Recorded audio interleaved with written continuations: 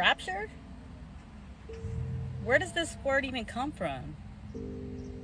It's not biblical.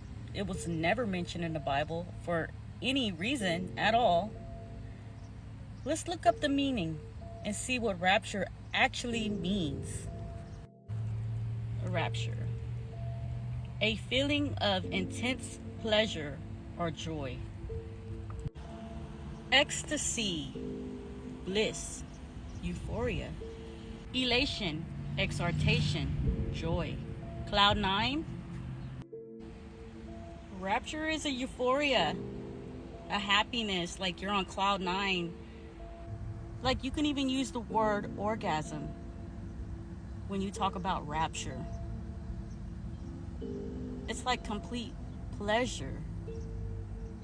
So how do we get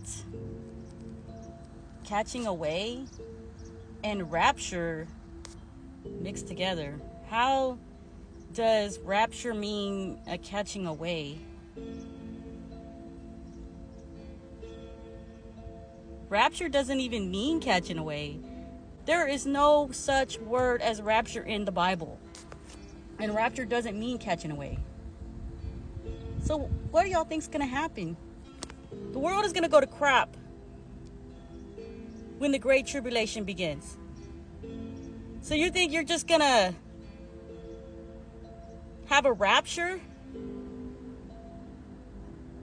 an orgasm, or a great feel of joy, or a great feel of pleasure, and boom, you're just gonna disappear before the world goes to crap and the Great Tribulation begins?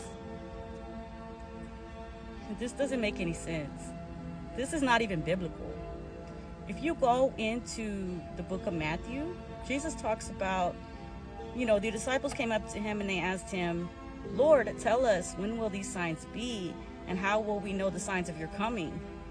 And the first thing he says doesn't say anything about a secret rapture,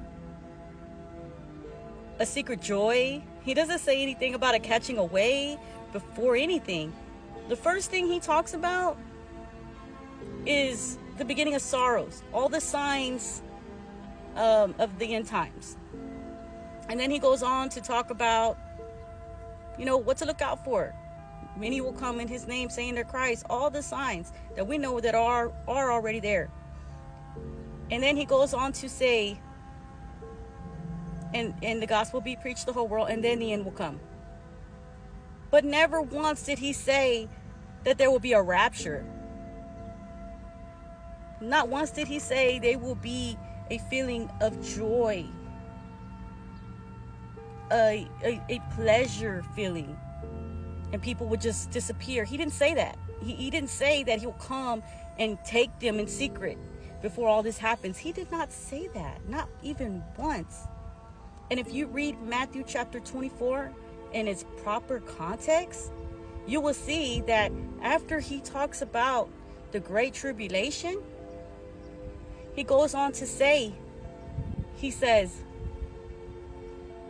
do not believe them when they say he's in the inner room, in the secret chambers. And then he says, because as lightning comes from the east and is visible from the west, so shall the coming of the Son of Man be. That's what he says. And then he goes on to say, immediately after the tribulation, the sun will be darkened, the moon will not give its light, the stars will fall to the earth, the sky will roll into a scroll, and then he'll send his angels to gather his elect from the four winds of the earth. And this is immediately after the tribulation. And then he goes on to talk about how to keep watch. No one knows the day or hour. Keep watch. And then he talks about the days of Noah will be compared to as the coming of the Son of Man. He didn't say it'll be compared to a secret rapture. He said it'll be compared to the coming of the Son of Man. And this is all in its proper context. People are reading it out of context. He never once said anything about a secret rapture.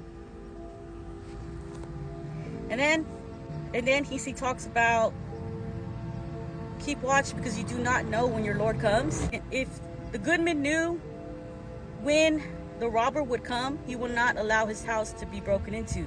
He said, and I tell you, keep watch, because the Son of Man will come in an hour where you do not expect him to.